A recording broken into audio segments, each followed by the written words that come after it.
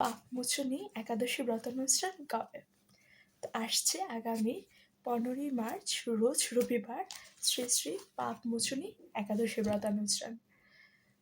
তো চৈত্র মাসের কৃষ্ণপক্ষের এই একাদশীর নাম কেন পাপমোচনী একাদশী বলা হয়?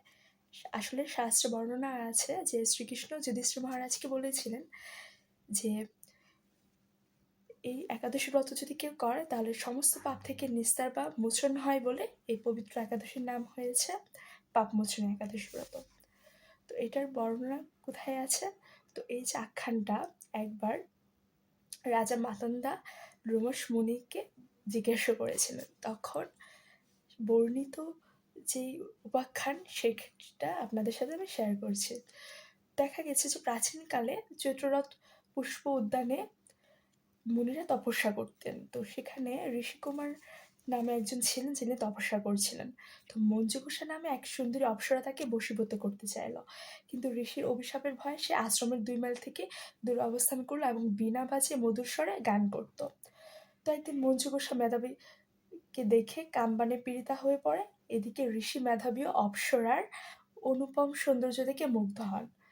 তো সেই অপ্সরা মুনিকে নানা হাব ভাব কটাক্ষ তারা বশীভূত করে। তাতে দেখা যায় যে কাম পরবশত মুনি সাধন ভজন সব কিছু থেকে বিসর্জন হয়ে তার আরাধ্য দেবকেও পর্যন্ত ভুলে যান। তো এইভাবে দেখা যায় যে অনেক বছর সেই অপ্সরার সাথে কামকেরে মুনি অতিক্রান্ত করেন। তো মুনিকে আচার বস্ত্র দেখে সেই অপ্সরা দেবলোকে ফিরে যেতে মনস্থ করলেন এবং একদিন মঞ্জুঘোষা মেধাবী মুনিকে বলল, হে প্রভু, এখন আমাকে নিজ গৃহে ফিরে যাওয়ার অনুমতি প্রদান করুন। কিন্তু মেধাবী বলল, হে সুন্দরী, তুমি তো এখন সন্ধ্যাকালে আমার কাছে এসছো, প্রাতকাল পর্যন্ত আমার কাছে থেকে যাও। তো মুনির কথা শুনে অভিশাপ ভয়ে সে অপ্সরা আরও কয়েক বছর তার সাথে বাস করলো। এভাবে প্রায় 55 বছর 9 মাস 7 দিন অতিবাহিত হলো। তো দীর্ঘদিন সহবাস থাকলেও মেধাবীর কাছে তা অর্ধরাত্রি বলে মনে হলো। তো মঞ্জুঘোষা পুনরায় নিজ স্থানে গমনের অনুরোধ জানালেন। তো তখন প্রাতকাল, যতক্ষণ পর্যন্ত আমি সন্ধ্যা বন্দনা না সমাপ্ত করি ততক্ষণ পর্যন্ত তুমি এখানে থাকো। তো মুনির কথা শুনে ঈষৎ হেসে মঞ্জুঘোষা বললেন, হে মুনিবর, আমার সহবাসে আপনার যে কত বছর অতিবাহিত হয়েছে সেটা আপনি বিচার করে দেখুন। এই কথা শুনে মুনি স্থির হয়ে চিন্তা করে দেখলেন যে আসলেই তো 56 বছর তো অতিবাহিত হয়ে গেছে। তো মুনি তখন মঞ্জুঘোষের প্রতি ক্রোধ পরবশ হয়ে বললেন যে পাপিশ্রী দুরাচিনী তপস্যার ক্ষয়কারিণী, তোমাকে ধিক, তুমি পিশাচী হও।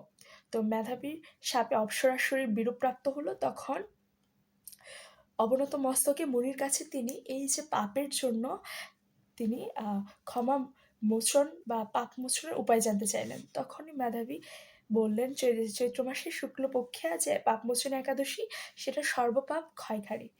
তো সেই ব্রত পালনে তোমার পেশাসত্ব দূর হবে। তো পিতার আশ্রয়ে ফিরে গিয়ে মেধাবী বললেন, হে পিতা, এক অপ্সরার সঙ্গদোষে আমি মহাপাপ করেছি, এর প্রায়শ্চিত্ত কি, তা কৃপা করে আমায় বলুন। তো উত্তরে চব্বনমুনি বললেন যে চৈত্র মাসের কৃষ্ণপক্ষিয়া পাপমোচনে একাদশী ব্রত করলে তোমার সমস্ত পাপ দূর হবে। তো সেই কথা শোনার পর এই যে মেধাবী সে ব্রত ভক্তিভরে পালন করে এবং তার সমস্ত পাপ দূর হলো এবং তিনি তপস্যার ফল লাভ করলেন। এবং মঞ্জুঘোষাও এই ব্রত পালনের দ্বারা পিশাচত্ব থেকে দূর হয়ে দিব্যদেহ স্বর্গ গমন করলেন। তো যারা এই পাপমোচনী একাদশী ব্রত পালন করেন তাদের পূর্বকৃত সমস্ত পাপই ক্ষয় হয় এবং যারা এই ব্রত কথা এবং পাঠ এবং শ্রবণ করবে তাদের সহস্র গোদানের ফল লাভ হবে। তো সবাই অবশ্যই আসছে আগামী 15ই মার্চ রোজ রবিবার শ্রী শ্রী পাপমোচনী একাদশী ব্রত পালন করবেন। অবশ্যই একাদশী দিন কী করতে হবে না করতে হবে আমি আরেকটা ভিডিওর মাধ্যমে জানাবো। তো এই ছিল পাপমোচনী একাদশী ব্রত মাহাত্ম্য। তো পাপমোচনী একাদশী ব্রত মাহাত্ম্য কি যায়, পরমেশ্বর ভগবান শ্রীকৃষ্ণ কি যায়, হরি বল। সকলের জন্য প্রণাম জানিয়ে শেষ করছি। হরে কৃষ্ণ।